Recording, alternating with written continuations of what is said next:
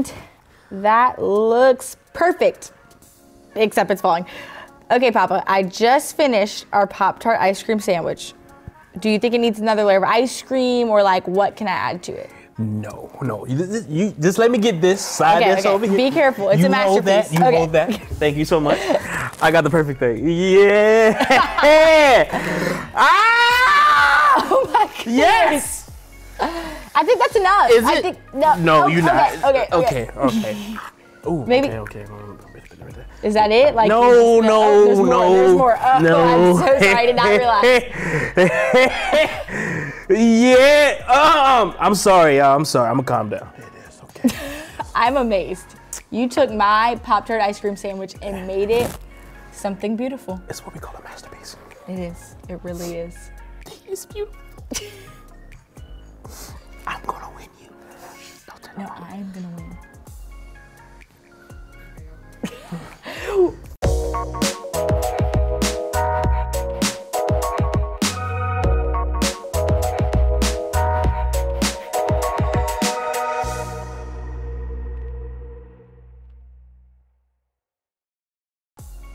What's up, everyone? I'm Papa. And I'm Lena. Welcome back to another episode of Pop-Tarts with Papa. That's right. And for today's episode, we're gonna kick it off with a segment of what we call How Ridiculous. And this is how it works. Lena, take it away. Okay, so today, before the show, Papa and I researched some ridiculous products that actually exist.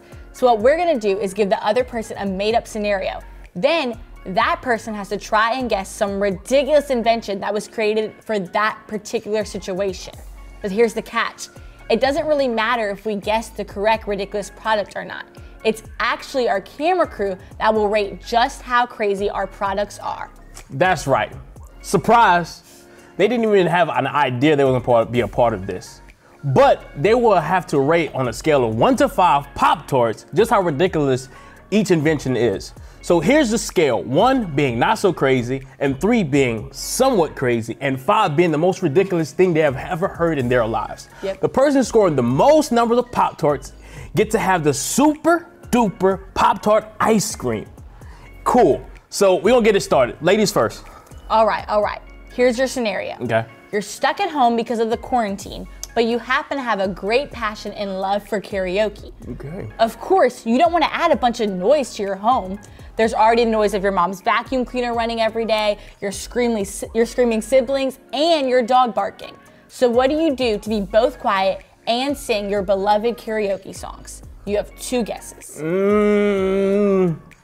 What about some invention where you put a bunch of pillows together, like surrounding your face, and you just sing into them? What? No, that sounds slobbery and it's incorrect. Okay, last guess. Okay, what about some kind of booth you step into it, right? And it's soundproof. You've kind of got the right idea if you were to combine both of those answers. Okay, I guess that means I'm wrong? Yeah, you're wrong. Introducing a brand new invention called the noiseless karaoke mic. This state-of-the-art device that looks like something you used as a dentist can block up to 70% of the noise you belt out during a great karaoke session. A wire is attached so that the cone can trap all the noise in it, and an earpiece allows you to hear your beautiful voice perfectly. All right, I give it to you. That's ridiculous. But how ridiculous is to our camera crew? Let's see. Okay, I'm getting 3 Pop-Tarts and 2 Pop-Tarts for a total of 5 Pop-Tarts. It's all right, but not the best. Let me show you how it's done. Okay. Let's say that with the weather being so hot lately, you and your brother have been going outside every day having yourselves a water gun fight. Lo and behold, just before you go outside the door, you hear this sound. Yup, that's a torrential downpour. What do you do? Why do you need an invention at all? It's easy. Just have the water gun fight inside of your house. Nope, that's off limits. Mom wouldn't be too happy with a soaked couch. And don't even think about having to go outside the next day. Okay, well then just go play in the rain. You'll get wet anyways. Yeah, but the point is, try not to get wet. So playing in the rain defeats the purpose. I don't know then. What ridiculous thing did you find that can solve this problem? I got it. Yeah, presenting to you the water gun umbrella. Not only does this protect you from the rain, but it collects it and have your water gun ready to shoot whether it's raining or the sun is shining. Wow. I know, astonished, right? But, judges, what do you think? How many Pop-Tarts of ridiculousness will you score this product? Okay. So you got a 2. And a 4. And a 4. You know what that is combined, huh? That brings us to a total score of 5 to 6. Let's go! Okay, but wait. I still have one more scenario. Are you ready to hear it? Yeah. It's gonna blow your mind. Okay. Let's say that during this quarantine, you decide to get fit, so you start running every single day. Sadly, you notice that your baby sister runs much faster than you. Aww. And she does no training at all. Whatever will you do to not be the laughing stock of the whole neighborhood? First of all, that's messed up. Why invent something like that? I'll just push it down and run past her. Come on! Boys and girls do not do that. That is just plain wrong. One more guess. Okay, what about some shoes that make you super speedy like the Flash? Yeah, you even put them on and maybe even adjust the speed, but you can go up to like 0 to 100 in like 2.5 seconds. Okay, believe it or not, that sounds a lot better than the thing that I found. Presenting to you the foot-powered bike. You can enjoy a good run and a good bike ride at the same time in real Flintstones fashion. Okay, not only do you already bring attention to yourself by, I guess this is hilarious, but the inventors made it worse for you by even painting it bright yellow? Ridiculous, right? Okay, camera crew, what do you rate this? I'm getting a 1 and a 3. Okay. So, what's your score again? I got 8 right now. Okay. All right, that makes your score an 8, and I got a 6. Last round, best round, and I got my odds for the prize.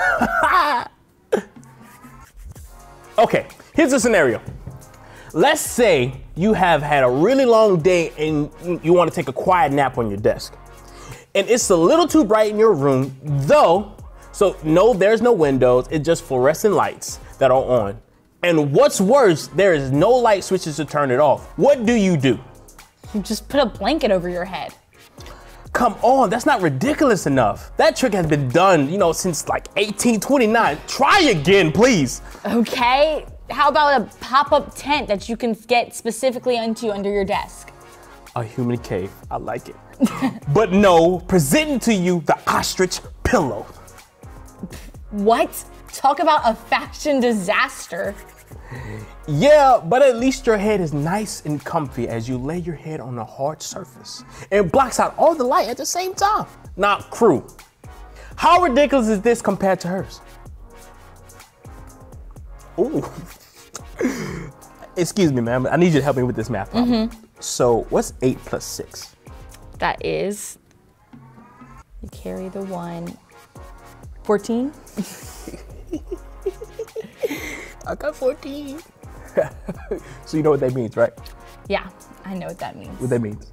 That means that you get to enjoy this Pop-Tart. Let's go!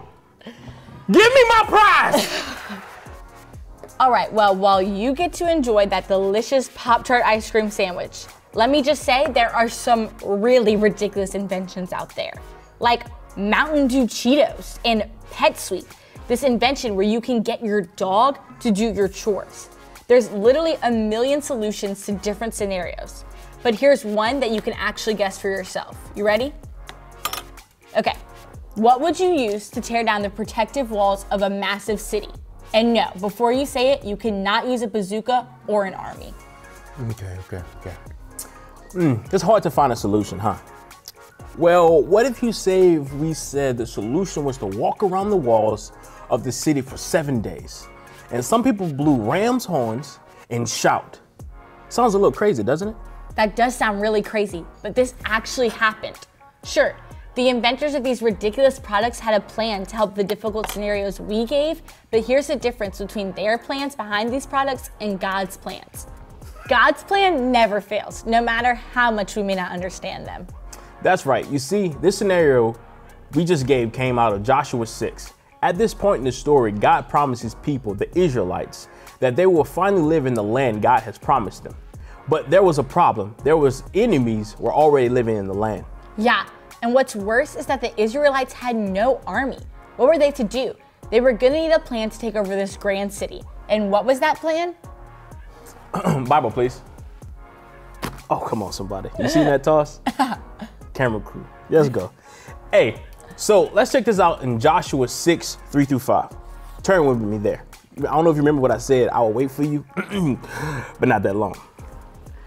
So, in Joshua 3, you shall march around the city, and all the men of war are going around the city once. Thus shall you do for 6 days. 7 priests shall bear 7 trumpets of ram's horns before the ark. And on the 7th day you shall march around the city 7 times. And the priest shall blow the horn, the trumpet's horn. And when they make it a loud blast with the ram's horn, when you hear the sound of the trumpets, then all the people shall shout with a great shout, and the walls of the city will fall down flat. And the people shall go up in every straight before him. Wow, how outrageous is that? Yeah, it might have made sense to throw rocks at the walls, maybe even hire some ninjas to climb over the walls and take out their ruler, but God gives them this very plan for a reason. That's right. Sometimes it's even easier to find out our own solution to our problems because sometimes we think we know what's best, or even the fact that we want to do or be in control. Yeah, take this for example. Let's say that someone is being mean to you. Sure, many of us would like to be mean back, but let's be honest, that's not going to solve anything. So what should we do? We go to this right here, our Bibles, and see what God has to say. Well, in Matthew 5:44, God says that we need to love and even pray for our enemies. And we get what you're thinking. This sounds ridiculous. Why would I be kind to even pray for those who hurt me? Sure, it doesn't make sense now, but when we do what God says by speaking kind words to our enemies and maybe even giving them a lending hand when they need help, sometimes we can even be stirring up their hearts. And it can be an opportunity for them to see Jesus through you. That's right, which leads us to our bottom line of the day. To understand why, obey and apply. Come on. When we don't understand something or what God is trying to do in our lives, we need to go back to His word and obey what it says by applying His truths into our daily lives. Come on, somebody. That's good. Yeah, just like the Israelites probably got tired of walking around those same walls day after day, yet they still did it. We need to practice obeying and applying God's word every day so we can see God move mightily in our lives. Do y'all receive that today? I know I do. Just like I'm receiving this last bite of this Pop-Tart ice cream. Come on, somebody. Okay, just keep rubbing it in. I will see redemption on the next episode. Speaking of the next episode, go ahead and like and share this one and click on that subscribe button so you don't miss out on all the craziness and fun here on Pop-Tarts with Papa. Yes, and we want to hear from you. In a few weeks, Papa and I will be baking up some Pop-Tarts, and we want to know what we should fill them with. Should they have chicken and waffles inside of them, or how about birthday cake? Whatever crazy suggestions you have, we want to hear about them, so send us your suggestions to kids@healingplacechurch.org by May 24th. Come on, that's right, and get creative with it. We're super excited to hear from you, not us. Excited to hear from you. But until next time, I'm Papa. I'm Lena. And we're out.